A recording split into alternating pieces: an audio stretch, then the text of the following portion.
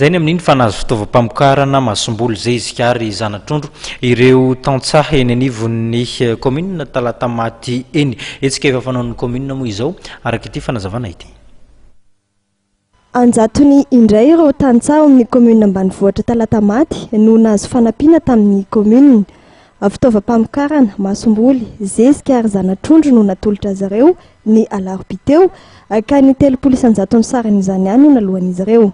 Ny 200 indray dia noraisiny commune Antanana, ny 200 ambiny kosa dia raisiny ben'ny tanàna Razafindratsimba Rady mivady ny fandoavana azy. Ny sarcleuse sy ny batteuse ary koa ny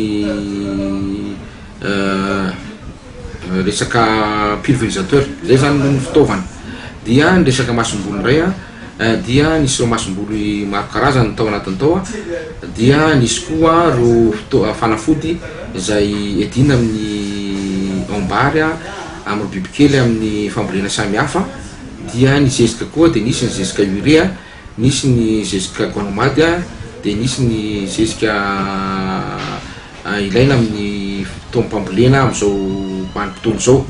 Ny nafinaritra dia ny tombo tanteraka ny tombo be mihitsy zany ny filana tamin'ity manaporofo zany fa be da be ireo tantsaha izay nakasitraka ny fiarah-miasa teo amin'ny commune sy ny ben'ny tanàna ary ireo tantsaha amin'ny fanasana anjara amin'ity fizarana ny fotoana ity.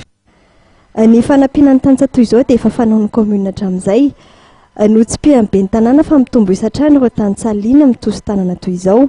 Tombony betsaka ho azy ireo ny fanampiana ataon'ny commune hoy ny ben'ny tanàna satria vola kely ihany dia ahafana mahazo zezika masomboly ary fitaovana.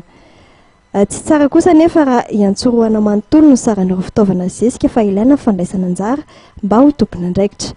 Tsy mitsahatra eo moa ny fanampiana ireo tantsaha fa nilaza ny andray an-tanana ny fanajariana ireo lakan-drano ihany koa ny commune ary araka voalaza ny ben'ny tanàna hatrany. Anisan'ny olana ho an'ireo mpamboly ao an-toerana ihany koa raha izay resaka rano izay.